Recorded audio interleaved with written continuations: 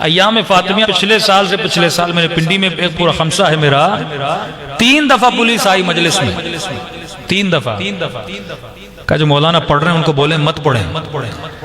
میں انہی کے بارے میں پڑھ رہا تھا، انہی کی کتابوں سے پڑھ رہا تھا، لیکن وہ اپنی نسلوں کو بتانا نہیں چاہتے کہ ان کے بارے میں نبی نے کیا کہا ہے اور انہوں نے خود کون سے کرتوت دکھلائے ہیں۔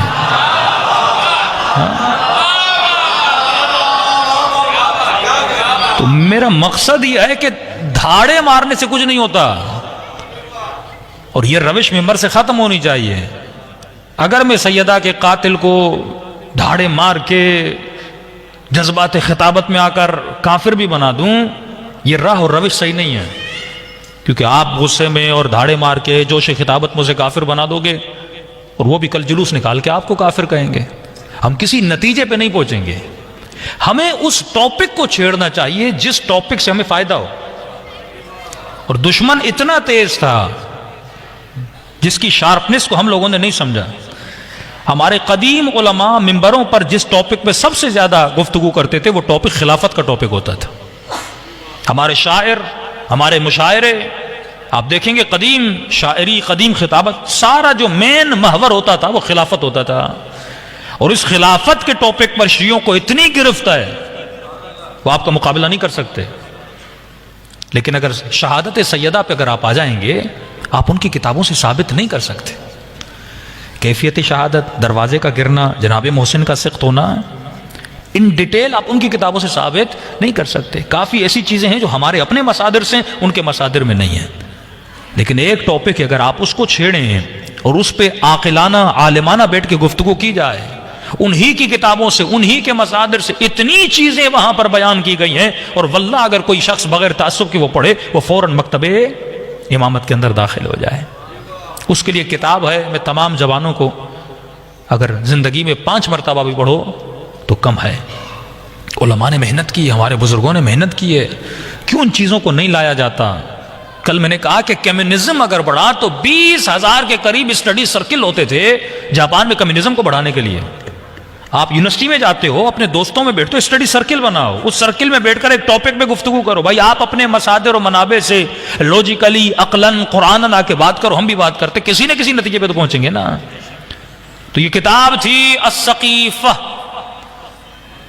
لکھنے والے علامہ مظفر، جنہوں نے اصول میں، جنہوں نے منطق میں بہت ساری کتابیں لکھی، اور کتاب لکھنے سے پہلے یہ لکھتے ہیں کہ میں پڑھنے والے کو یہ وعدہ کرتا ہوں کہ یہ کتاب میں نہ شیعہ ہو کر لکھ رہا ہوں نہ سنی ہو کر لکھ رہا ہوں، یہ کتاب میں ایک ہسٹورین ہو کر لکھ رہا ہوں۔ اور آؤ ہسٹری سے پڑھو کہ سقیفہ تھا کیا۔ کتنی بڑی بلڈنگ ہو لیکن اگر تم اس کی جڑوں کو ہلا دیتے ہو پوری بلڈنگ گر جاتی ہے۔ ہاں؟ کن چیزوں پہ آپ لڑ رہے ہو؟ آپ بیسک کو لے لو، لیکن دشمن شارپنس کیا دکھائی؟ پہلے اس ممبر سے سقیفہ پہ بات ہوتی تھی، لیکن ایک وقت آیا کہ علی معاویہ بھائی بھائی کا نعرہ لگا۔ ہاں، پھر یہ وقت آیا کہ آپ امیر شام کے بارے میں بھی کوئی گفتگو نہ کر سکیں، اور آج اس سال محرم میں ایک ایسا وقت انہوں نے آپ کے اوپر لایا کہ آپ ابو سفیان کو بھی کچھ نہ کہہ سکو۔ اب جب ممبر سے ابو سفیان پہ بات نہیں ہوگی تو آپ خلفاء پہ کیا باتیں کرو گے؟ اتنا دور آپ کو دھکیل دیا، اور یہ قوم ابو سفیان پہ لگ گئی۔ ہم ممبر سے اسی پہ لگ گئے کہ یزید برا ہے، یزید برا ہے۔ جو برا تھا ہم اس کو برا ثابت کرنے لگے۔ وہ یہی چاہتے تھے کہ آپ یزید پہ اٹکے رہو اور پچھلے آپ کو یاد نہ رہیں، جن کی وجہ سے یزید یزید بنا، جن کی وجہ سے کربلا کربلا بنی، جن کی وجہ سے واقع کربلا آیا۔ ایسا ہوا کیا تھا رسول خدا کے جانے کے بعد؟